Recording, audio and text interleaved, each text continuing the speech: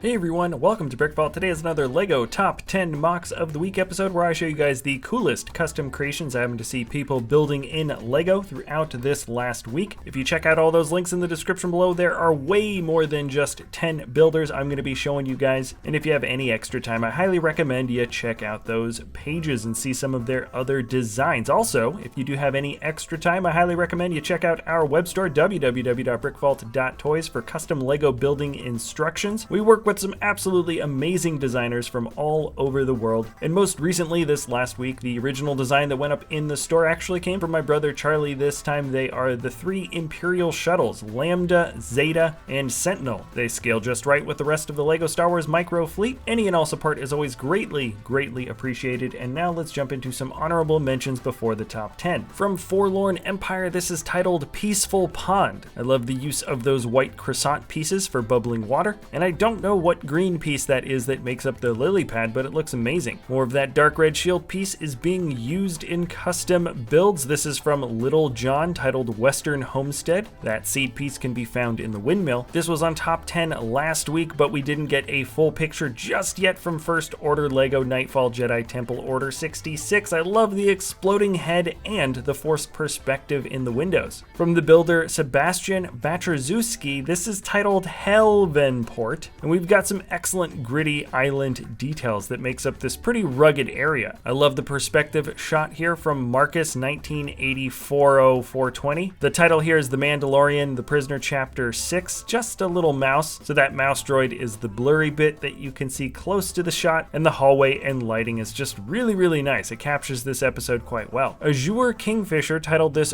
Dormer Windows with Vine. The aqua blue roof really pulls this building apart from many others, and it also helps make the vines on the roof pop particularly well. Soccer Kid 6 calls this Arrowhead Starfighter. What an interesting design for a little ship. From Thomas Guillon, this is titled Old West Trading Post. The build for the windmill is excellent, and one day LEGO will bring back the Wild West, I hope, as a theme. This is Inthert's Brutus. Strange and interesting shape and color combination for a ship here, and I highly recommend you check out those links in the description below because you will see a very unique build for thrusters in the back if you do so. From the builder Lennart Court, this is an AK-47 built at somewhat MIDI scale, excellent details. Last up for honorable mentions is from David Roberts, Police Agile Response Viper. Just a strange and interesting set of brick combinations that makes up the shape of the body and wings. The more I look at this ship, the more I like this ship. But now it is time to jump into the top 10. This is a much larger starfighter, specifically the Drake Vulture from Star Citizen, and the builder is Volker Brodkrorb. It's a really excellent design from the game Star Citizen. There are some wonderful angles, lots of interesting tubing and technical details speckled all around the model, and the primary color being done in yellow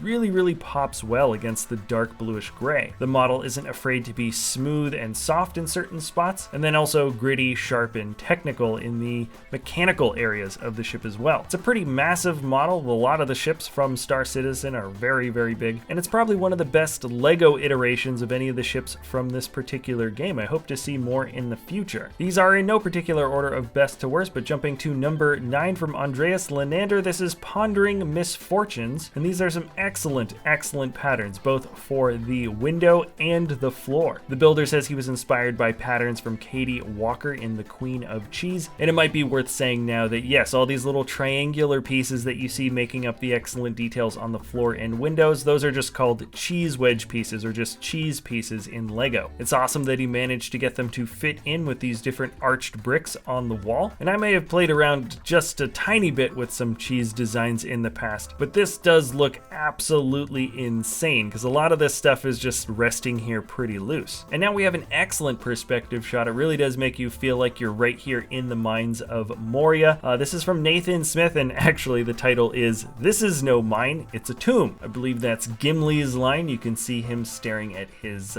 cousin, I think. But I love seeing both the close details and far details out of focus. There's a bit of mist or smoke pumped into the shot to make it seem like these characters in the back are much further away than they actually are. I don't know how he got Gandalf's staff to light up. It really does look like the source of light is coming directly from that crystal piece, and it's one of these things that probably took a very long time time set up just for this single picture, and in my opinion, it really feels very well earned, and it's just an excellent shot. From the builder Letranger Absurde, this is Jungle Ruins. I like the interesting colors chosen for the water. You don't normally see this type of blue mixed in with a bit of sludge. Also, one of my favorite parts is that this builder kept in a bit of his signature building style. You can see the statue of the lady in the center for the ruins. She does indeed look a lot like some of the other characters that he's built at the same size, so that's kind of fun. Great use of whip pieces and different color foliage, lots of animals, and in general this just looks like a different set of colors associated with jungle scenes that you don't normally see in Lego bricks. Now from the builder Djokson, this is Symbiont Huntress Zinnia. This guy does excellent Lego characters. You can see a lot of attitude with this particular robotic figure, and there is also a distinct kind of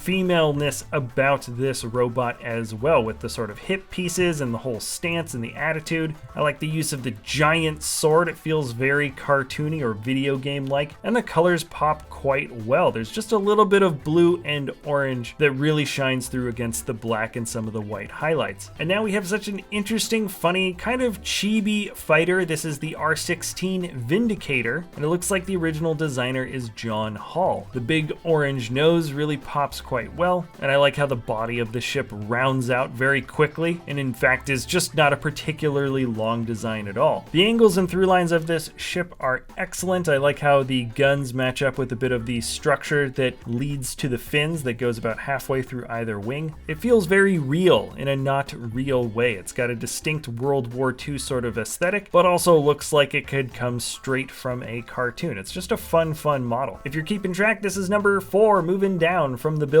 Cube Brick. This is titled Siege of Bricks. The details here are so awesome. I love the build for the wall of the castle. There is just a nice amount of detail. It's not too greebled or too crazy over stonified. Sometimes the stony effect can be a bit much on these detailed builds, but the balance is struck quite well here with jumper pieces sticking out, a couple of studs pointing out intentionally along the wall, and the opening of the windows is absolutely excellent using those gray minifigure legs. The damage effects, the explosion of the cannon hitting and blowing up through the wall is probably the best feature. Also, when you see it from along the edges, I like that even in the cross section you can see what the stone wall is made of on the inside and even the cut board planks. That's a really fun detail to include. And what is Olaf doing here? Okay, let's move on to number 3 from the builder Inthert. This is titled Seal of Approval. The same building contest or competition that's been going on for some time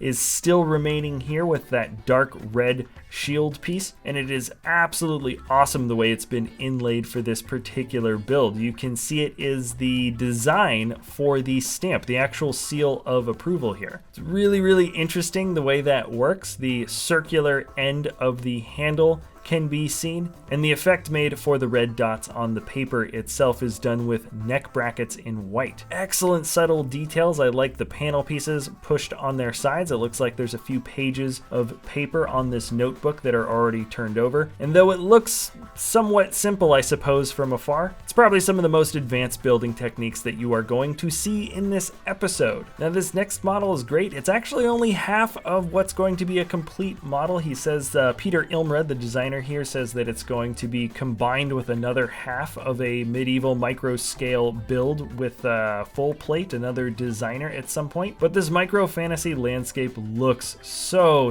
nice already. There's a big waterfall underneath the castle, a bright colorful town at the base of the water with a ship in the port. Tons and tons of different hair pieces are used for different types of foliage around the micro scale landscape, and an awesome build for a castle. And now we're jumping on to the last build of the week. It is a Star Wars themed build from ARKUM Elo. The title is Petranaki Arena, and this is the final battle scene basically, or one of the final battle scenes from Attack of the Clones. In fact, this moment is captured pretty well here. You know almost exactly the point in time from the film because you can see Mace Windu charging Jango Fett. And personally, the details that really grabbed me here is a lot of the stonework done in dark orange. The pointed archway that opens out to to the arena itself has some excellent building connections. I like the shape of the spire and the general broken stone look that you have along the walls. Strategically, this whole situation was probably one of the dumbest things the Jedi did in all of Star Wars, but it's definitely a cool looking scene with lots of drama, and it was captured super well by this builder here. Anyways, that is going to be it for the top 10 MOCs of the week episode. Remember to check out the links in the description below. I simply do not have time to talk about everything that was awesome from this last week in the LEGO custom building world. If you do have any time to check out our web store, I highly recommend that you do so if you wanted to make any cool LEGO custom building instructions. Thank you so much for watching, everybody. If you enjoy our content, you can always like or subscribe, do whatever it is that you want to do, and we'll see you next time at BrickVault.